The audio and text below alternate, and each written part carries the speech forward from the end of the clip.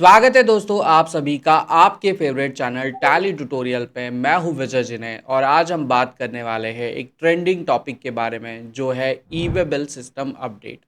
जी हाँ दोस्तों, आपने ये ज़रूर सुना होगा कि आने वाले साल में मतलब 2025 में हमें ई वे बिल को लेके कुछ नए अपडेट जो है वो देखने के लिए मिलने वाले हैं।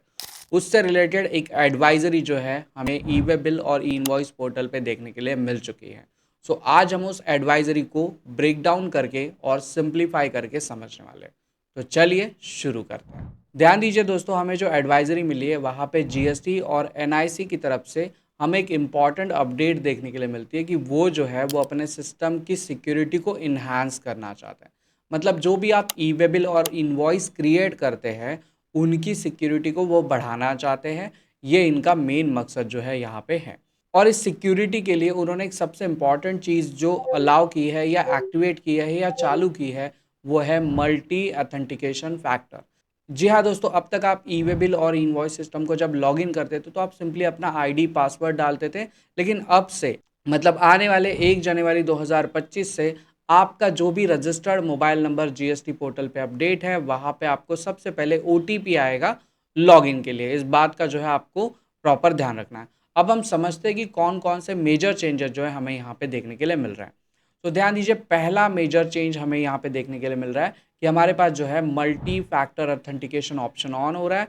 इसे ऑन करने के लिए इन्होंने जो है वो 3 अलग अलग डेट्स को यहाँ पे मेंशन किया गया है।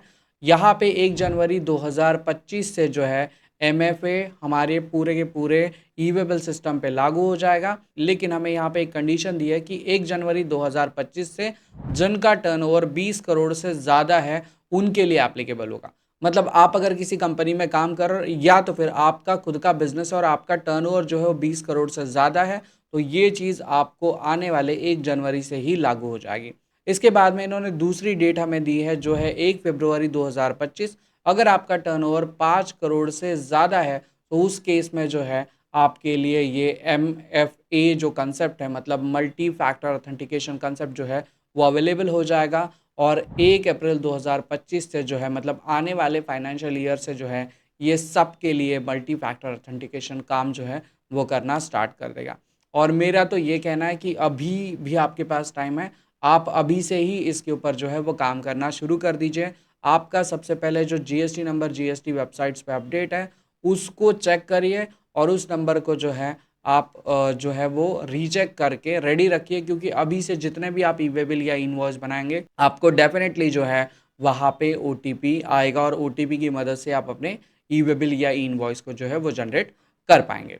दूसरी इंपॉर्टेंट जो अपडेट आई है वो है रिस्ट्रिक्शन। अब क्या हो रहा है कि यहाँ पे जो है ई वे बिल की तरफ से हमें एक रिस्ट्रिक्शन आई है कि अब जो है आप 180 डेज के गैप में ही ई वे बिल को जनरेट कर सकते हैं। देखिए, मैंने एक छोटा सा एग्जांपल यहाँ पे रखा हुआ है। अगर आपने 5 जुलाई 2024 को कोई बिल बनाया है तो उस बिल का जो ई वे बिल बनाने का टाइम है वो गवर्नमेंट की तरफ से 180 डेज ही दिया गया है। मतलब कभी कभी ऐसा हो जाता है कि हम किसी पार्टी के अगेंस्ट में जो है वो बिल जनरेट कर लेते हैं लेकिन हम उसको ना मटेरियल भेज रहे हैं ना ही हम उसका जो है वो ई वे बिल जनरेट कर रहे हैं। तो अगर आपने कोई भी ऐसा बिल जनरेट करके रखा हुआ है जो 180 डेज को क्रॉस कर रहा है तो अभी जो है आपको ई वे बिल बनाने में दिक्कत जो है वो आने वाली है। इसके साथ में एक और रिस्ट्रिक्शन हमारे लिए रखा हुआ है।